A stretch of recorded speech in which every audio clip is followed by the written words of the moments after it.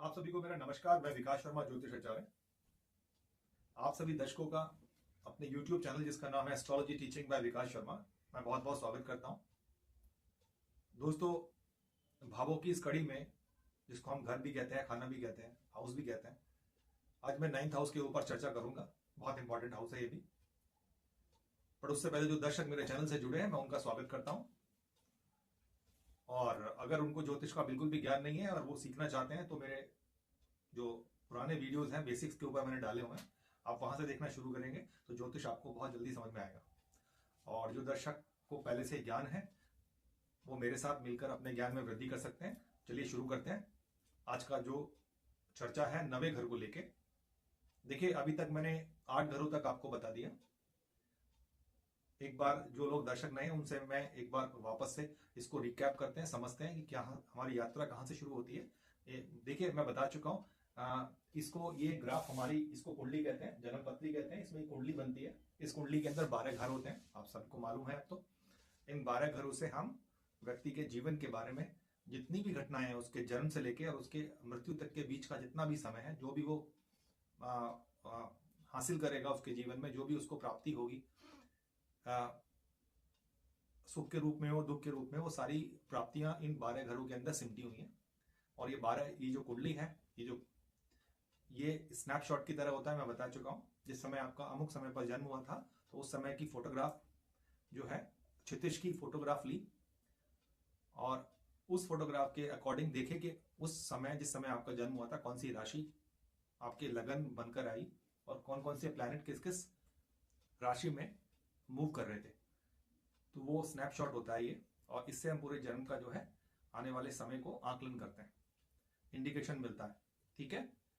अब किसी व्यक्ति का जन्म हुआ, जन्म के समय की जितनी भी बातें हैं हम फर्स्ट हाउस से देखते हैं। First, second, third, fourth, fifth, six, seventh, 8, 9, 10, 11, 12। तो जो फर्स्ट हाउस है, पहला घर जो है, पहला भाव जो है, उससे हम जीवन से संबंधित जितनी भी बातें हैं वो सब बातों को समझते हैं। जीवन में उसका जीवन किस प्रकार का रहने वाला है, कठिनाइयों से भरा हुआ है या उसका जीवन सरलता लिए हुए है, उसका रंग रूप, उसका लंबाई चौड़ाई, उसके शरीर का किस प्रकार का रहने वाला है, वो सारी बातें हम पहले घर से देखते हैं। उसको जीवन में कितनी प्रसिद्धि मिलेगी, कितना वो आगे जाएगा, तो ये सारी बातें पहले घर से देखते हैं। और यहां से वो बच्चा अपना एक इवोल्यूशन पीरियड उसका शुरू होता है, विकास का एक क्रम शुरू होता है। और एक बच्चे को सबसे पहले आगे बढ़ते हैं, उसको दूध की आवश्यकता होती है। उसका भोजन, उसका दूध है जो माँ से मिलता है उसको, उसका परिवार है, उसके माता पिता, उसके कुटुंबजन, दादा दादी, नाना नानी, और ये सब जिनके साथ मिलके वो अपना वो बड़ा होगा, यानी शैशव अवस्था से कुमार अवस्था में जाएगा। तो ये पहला, उसको भोजन की आवश्यकता होती है जीवन से लड़ने के लिए, शरीर वृद्धि के लिए। दूसरे घर से हम उसके भोजन को देखते हैं, उसके परिवार को देखते हैं, उसकी बेसिक जो प्राइमरी एजुकेशन, शिक्षा जहां से शुरू होती है, तो वो दूसरा भाव कहलाता है। उसके बाद उसको जीवन में अनेक कठिनाइयों का सामना करना है और वहां पर उसको पराक्रम, उसको शौर्य दिखाना होगा। जीवन में जितने भी अवरोध आते हैं, हम निरंतर उनसे लड़ते रहते हैं। तो ये लड़ने की जो शक्ति है, ये हम तीसरे घर से देखते हैं। ठीक है। उसके बाद आगे चलते हैं, क्रम का चौथा भाग आता है सुख। देखिए, बच्चे का सुख सबसे पहले उसकी माँ का आंचल, माँ का साथ होता है, उसका घर होता है, उसके अपने लोग होते हैं, उसके मित्र होते हैं, जहां पर वो उनके साथ अपना जीवन जो है, एक बच्चा अपना जीवन उनके साथ बिताता है और उसको सुख प्राप्त होता है। उसके बाद अगला क्रम आता है, उसके अंदर कितनी चेतना है, कितनी बुद्धि है, कितना ज्ञान है, जो उसके जीवन के लिए बहुत जरूरी है। और वो 5वें घर से हम उसको देखते हैं। उसके बाद क्रम आगे चलता है, तो फिर जीवन का जो है एक और क्रम आता है, जिसमें उसको अनेक शत्रुओं से, आंतरिक और बाहरी शत्रुओं से निरंतर लड़ना होता है। तो ये जो छठा जो हाउस होता है, ये शत्रुओं का घर होता है, ये कंपटीशन का घर है, जहां वो निरंतर जो है प्रतिस्पर्धा में रहेगा। चाहे वो एक उसका पढ़ाई का समय हो, जहां क्लास में दूसरे बच्चों के साथ उसकी प्रतिस्पर्धा होगी, कंपटीशन होगा, तो हर कंपटीशन में उसको आगे निकलना है। तो छठा भाव उसके कंपटीशन का है। उसके बाद उसका जीवन जब बड़ा होगा, तो उसको एक अच्छा जीवन साथी चाहिए, जिसके साथ वो अपना जीवन जो है अपना आगे ले जाए। उसको एक जीवन साथी की आवश्यकता होती है। अगर पुरुष की कुंडली है तो उसकी पत्नी, और एक स्त्री की कुंडली है तो उसका पति, जो जीवन साथी आपस में मिलकर जीवन को आगे बढ़ाते हैं, इस संसार को आगे बढ़ाते हैं। तो इसको साझेदारी का भाव भी कहते हैं। तो 7th हाउस वो हाउस कहलाता है। उसके बाद ये सब चीजें हैं जीवन के अंदर। देखिए, जीवन में हम 4 पुरुषार्थ करते हैं सभी लोग: धर्म, अर्थ, काम, और अंतिम जो पुरुषार्थ है वो है मोक्ष। इन सबको करने के बाद जो अंतिम पुरुषार्थ होता है उसको कहते हैं मोक्ष। ठीक है, तो मोक्ष की तरफ जब भी बढ़ते हैं, हम तीनों पुरुषार्थ पर विजय पा लेते हैं। तो अष्टम जो भाव है वो हमारे आयु का स्थान होता है। अगर हमारे पास आयु ही नहीं है किसी बच्चे के पास, तो फिर उसका जीवन का यहाँ तक आना ही संभव नहीं है। तो सबसे पहले उसका आयु होना चाहिए।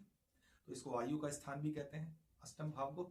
और ये स्थान जो है हर प्रकार की परेशानियों का भी स्थान है। जीवन में जितनी परेशानियां आती हैं, जितने प्रकार के दुख आते हैं, उनका भी स्थान है। तो ये मृत्यु का भी स्थान कहलाता है। मृत्यु का प्रकार क्या है? अब यहां से चलते हैं हम आगे की तरफ, 9th हाउस की तरफ, जिसकी मैं आज चर्चा कर रहा हूं आपके सामने। देखिए, 9th हाउस जो है, मैं आपको बता चुका हूं 3 ट्रायंगल होते हैं। देखिए, 3 त्रिकोण होते हैं, 1 2 3। ये हमारा आज है, ये हमारा पास्ट, पूर्व जन्म के जो कर्म थे, जो बैंक बैलेंस की तरह जमा है अभी भी, और अनेक जन्मों में हम उनको भोगेंगे सुख और दुख के रूप में। हम सभी के साथ आते हैं सुख और दुख। तो ये संचित कर्मों का स्थान होता है, पास्ट डीड्स जो हमने किए। ठीक है, और ये हमारा फ्यूचर डीड्स है ना, जिसको हम भाग्य कहते हैं। जब हम भाग्य की बात करते हैं तो एक व्यक्ति के जीवन में भाग्य का अर्थ क्या होता है ये समझते हैं। कौन होता है, क्या होता है भाग्य? भाग्य का मतलब होता है कि जीवन में वो बहुत सहज रहे, आनंद मिले उसको। परिश्रम तो सबको करना है, परिश्रम से उसको लाभ मिले। ठीक है, और उसको हर प्रकार, अगर वो शिशु अवस्था है तो उसको हर प्रकार का भोजन, उसके माता पिता का साथ, उसको अच्छी शिक्षा, उसको एनवायरनमेंट बहुत अच्छा मिले फलने फूलने के लिए। और जब वो युवा हो गया तो उसका भाग्य क्या है? उसके माता पिता, उसके भाई बहन, परिवारजन अच्छे हों। और सबसे इंपॉर्टेंट कि जब वो विवाह करे तो एक योग्य पत्नी मिले, उसकी योग्य संतान हो, आनंद के सारे साधन हो। यही तो भाग्य है, इसी को तो भाग्य कहते हैं। और जीवन में हर प्रकार का आनंद हो, किसी प्रकार का कलेश, किसी प्रकार का झंझट ना हो, जीवन एक आनंद में और एक समरसता से चलता रहे, तो इसको भाग्य कहते हैं। इन सबसे भाग्य का निर्माण होता है। तो जब हम किसी बच्चे का जन्म होता है तो सबसे पहले हम ब्राह्मण के पास जाके उसकी कुंडली का अध्ययन करवाते हैं, कि पूछते हैं उसका किस प्रकार का जीवन रहने वाला है, किस प्रकार का भाग्य लेकर वो इस जीवन में आया है, यानी प्रारब्ध लेकर इस जीवन में आया है। तो ये भाव सबसे इंपॉर्टेंट भाव है। और ये सबसे इंपॉर्टेंट भाव इसलिए भी है क्योंकि 3 त्रिकोण में ये सबसे बलवान त्रिकोण कहा जाता है इसको। नवा भाव धर्म का भाव भी कहलाता है। आप कितने जीवन में धार्मिक होंगे और किस प्रकार के धार्मिक होंगे। एक धार्मिक होता है व्यक्ति जिसके अंदर धर्मांधता होती है। एक व्यक्ति होता है जो धार्मिक होता है जिसमें धर्मांधता नहीं होती, उसमें विस्तार होता है, उसमें ज्ञान होता है। क्योंकि धर्म का मतलब ही क्या होता है? जब धर्म का मतलब ज्ञान होता है, हमारे अंदर ज्ञान है तो हम चीजों को समरूप देखेंगे, हम किसी में ज्यादा किसी में कम नहीं देख सकते। धर्म का अर्थ यही कहलाता है। धर्म का होता है धारण करना, और धर्म का मतलब यही है कि हमारे लिए जो चीज सही है वो सर्वत्र सही है, और जो गलत है वो सर्वत्र गलत है। कोई एक चीज को हम सही मान लें वो धर्म की व्याख्या नहीं हो सकती। हमको धर्म, अगर हम धार्मिक हैं तो हमको सब चीज को समरूपता से देखना पड़ेगा। जैसी हमारे महापुरुषों ने व्याख्या की है, इसमें गुरु नानक देव है जिन्होंने कहा ईश्वर एक है, कबीर ने कहा ईश्वर एक है, अनेक हो नहीं सकता वो, हम भले ही अलग अलग उसमें बटे हुए हों। तो जितने भी महापुरुष हुए, रामकृष्ण जी हुए हैं, विवेकानंद जी हुए, उन्होंने कहा कि ईश्वर एक है, आप चाहे किसी रूप में उसको मानिए। तो ये धर्म है। और धर्मांधता क्या है? कि मैं ही बड़ा हूं, मैं ही श्रेष्ठ हूं, मेरा पिता सबसे बड़ा और आपका पिता मेरे पिता के बराबर नहीं है, तो वो धर्मांधता हुई। ठीक है, तो ये धर्म का मतलब ये होता है। ठीक है, अब ये धर्म है, ये त्रिकोण का भी स्थान है। और किस धर्म के अंदर जितने भी आप कार्य करते हैं, दान करते हैं, पूजा करते हैं, उपासना करते हैं, आपका देवता, आपका ईष्ट, वो सारी चीजें धर्म के अंदर जितनी भी चीजें आती हैं, आपका पूजा का स्थान, आपके आचार, आपके विचार, आपके अंदर दया, करुणा, प्रेम, सबको समरसता से देखना, ये सब धर्म है। ठीक है, साथ साथ ये हमारे पिता का भी स्थान है। जब हम अपने पिता के बारे में जानेंगे कि हमारे पिता किस प्रकार के हैं, उनके जीवन से संबंधित अगर हमें बातें जाननी हो तो 9th हाउस को देखा जाता है। वेस्टर्न एस्ट्रोलॉजी के अंदर 10th हाउस से पिता को देखते हैं, लेकिन हमारे वैदिक उसमें हम 9वें घर से पिता को देखते हैं। इसमें भी हमारे ज्योतिष आचार्यों में अलग अलग बुक में कुछ लोग 10th को मानते हैं 10वें घर से, कुछ अधिकतर जो 9th से मानते हैं। तो मेरा मानना है हम दोनों घर को समझते हैं, लेकिन 9th जो घर है इसको पिता के रूप में लिया गया है, और ये गुरु स्थान भी है हमारे गुरु का। तो पिता को सबसे पहला गुरु कहा जाता है, माता पिता को, इसलिए इसको पिता का स्थान माना है, और ये हमारे गुरु का स्थान है। ठीक है, हम जीवन में कितनी प्रसिद्धि पाएंगे, हमारे अंदर किस प्रकार की क्वालिटी होगी, लीडरशिप क्वालिटी होगी, नेतृत्व क्षमता कैसी होगी, हमारे पास किस प्रकार के सुख होंगे, किस प्रकार का आनंद होगा, ये हम 9th हाउस से देखते हैं। साथ ही साथ 9th हाउस एक बहुत इंपॉर्टेंट हाउस है, क्योंकि ये हाउस ऑफ हायर एजुकेशन का है। आपकी एजुकेशन किस लेवल तक जाने वाली है उसको बताने वाला ये 9th हाउस है। अगर आपके अंदर अच्छी एजुकेशन, ये भाव अच्छा है, तो आप बहुत हायर एजुकेशन की तरफ जाएंगे, बहुत पढ़ेंगे जीवन में, जहां तक आप पढ़ना चाहेंगे। इसलिए जितनी भी हायर एजुकेशन होते हैं, वो चाहे इंजीनियर हो गए, वो चाहे डॉक्टर हो गए, वो चाहे सीए हैं, लॉयर हैं, तो ये सारे, या दर्शन शास्त्र, अध्यात्म की जो भी आगे तक बढ़ने की जो शिक्षा है, वो सब शिक्षाएं जो हैं ये हायर एजुकेशन में आती है। एक और बात, ये जो स्थान है ये लंबी दूरी की यात्राओं का स्थान है। जब जीवन में आपके पास संपन्नता होती है, अच्छा भाग्य होता है, सुख संपन्न होते हैं, अब आनंद होता है, तो आपके पास धन संपदा स्वयं आती है। और जब धन होता है तो आप दूर दूर तक यात्राएं करते हैं, आपकी प्रसिद्धि होती है, आपको आनंद मिलता है।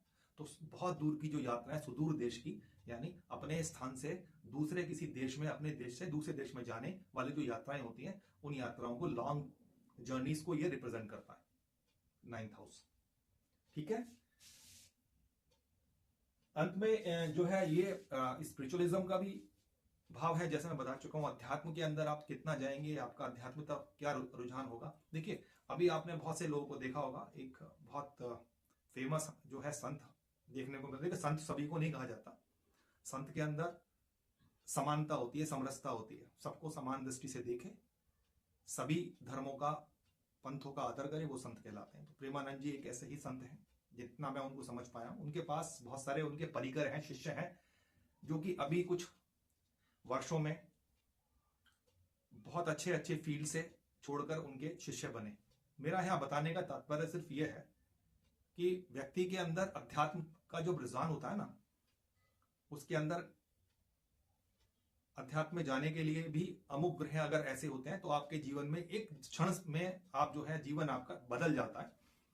बहुत से ऐसे बच्चे हैं जो सॉफ्टवेयर फील्ड से गए हैं, कोई सीए है, कोई आर्मी से है, कोई बैंकर है, यानी ऐसे ऐसे फील्ड को छोड़ के अचानक से वो लोग अध्यात्म में आ गए और उनके शिष्य बन गए, उन्होंने गुरु दीक्षा ले ली, भगवान के जो है संन्यास ग्रहण कर लिया।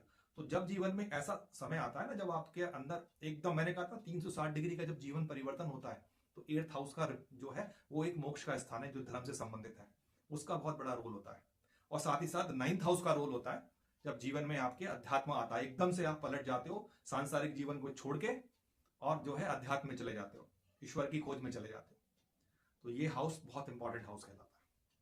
तो ऐसे ही उनके बहुत सारे परिकर हैं, जो एकदम से सब कुछ बहुत अच्छा था, सुख था, सांसारिक भोग विलासिता थी, लेकिन अचानक से मन के अंदर आया, अध्यात्म जागा और वो सब कुछ छोड़ के उनके शिष्य बन गए। तो ये 9th हाउस बहुत इंपॉर्टेंट हाउस है, जहां तक हमारे जो है अध्यात्म का सवाल है। साथ ही साथ ये हमारे अंदर एक अंतर्ज्ञान की जो प्रधानता है ना, वो हमारे अंदर आती है। कुछ लोगों को इंट्यूशन बहुत जल्दी होता है कि भविष्य ये होने वाला है, और हो भी जाता है, या उनको एक सिक्स्थ सेंस होता है। तो कहीं ना कहीं सिक्स्थ सेंस का भी घर कहलाता है। अंतर्ज्ञान, अपने आप ही भविष्य में होने वाले जो घटनाएं हैं उनको हम समझ पाते हैं इस 9th हाउस के कारण। जितने भी महापुरुष हुए हैं, आप उठा के देख लीजिए, आनंदमयी मां, रामकृष्ण परमहंस, विवेकानंद, ये हाउस इतना स्ट्रांग रहा और इसमें बहुत प्योर रहा, पवित्र रहा, जिन्होंने उनको संन्यास दिया। तो बहुत इंपॉर्टेंट हाउस है ये वाला। अंत में शरीर की बात करता हूं। शरीर में 9th हाउस क्या रिप्रेजेंट करता है? शरीर के अंदर 9th हाउस हमारे नितंबों को रिप्रेजेंट करता है। जो हिप्स वाला पोर्शन है, ये हमारा 9th हाउस है। तो आज इतनी बात मैं आपको करके अपनी वाणी को विराम देता हूं। इतनी सारी बातों को हम जान पाते हैं, और भी बहुत सारी बातें हैं। देखिए, फिर हायर लेवल के ऊपर बात जाएगी, लेकिन एक कॉमन हम क्या देखते हैं वो सारी बातें तो मैंने आपको मैक्सिमम बता दी। तो इन सब बातों को आप देखिए, तो पढ़ने की आदत डालिए, ठीक है। कोई भी बुक्स आपके पास एस्ट्रोलॉजी की है तो उसको पढ़िए, आपको इंटरेस्ट आएगा जब भी आपको टाइम मिले। ये वीडियो आपको कैसा लगा आप मुझे कमेंट्स करिए, अच्छा लगा तो भी करिए और खराब लगा तो भी मुझे कमेंट्स करिए। कोई आपका सजेशन है मेरे लिए, मेरे पढ़ाने के तरीकों को लेकर या किसी और बात को लेकर, आपका स्वागत करता हूं। आप मुझे जो है कमेंट कर सकते हैं। और अगर ये वीडियो आपको अच्छा लगा तो इसको लाइक कीजिए और ज़्यादा से ज़्यादा शेयर कीजिए ताकि दूसरे व्यक्ति भी मेरे इस मुहिम के अंदर जुड़ सकें। मैं चाहता हूं इसको मैं घर घर तक पहुंचाऊं सरल शब्दों में, हर व्यक्ति जान पाए। जालसाजी बहुत सारी है, इसको लेके बहुत मिथ्याएं हैं, वो सब दूर करने का प्रयास करूंगा। 20-22 वर्षों में जो मैंने पढ़ा है, मैं आज भी स्टूडेंट हूं, वो सब मैं आपको सरलता से देने का प्रयास करूंगा। ये वीडियो आपको कैसा लगा आप मुझे जरूर कमेंट कीजिए, शेयर कीजिए और मेरे चैनल जिसका नाम है एस्ट्रोलॉजी टीचिंग बाय विकास शर्मा, उसको सब्सक्राइब कीजिए। मिलता हूं अगले वीडियो में जिसमें मैं 10वें घर या 10th हाउस को आपके सामने रखूंगा, चर्चा करूंगा। तब तक के लिए नमस्कार।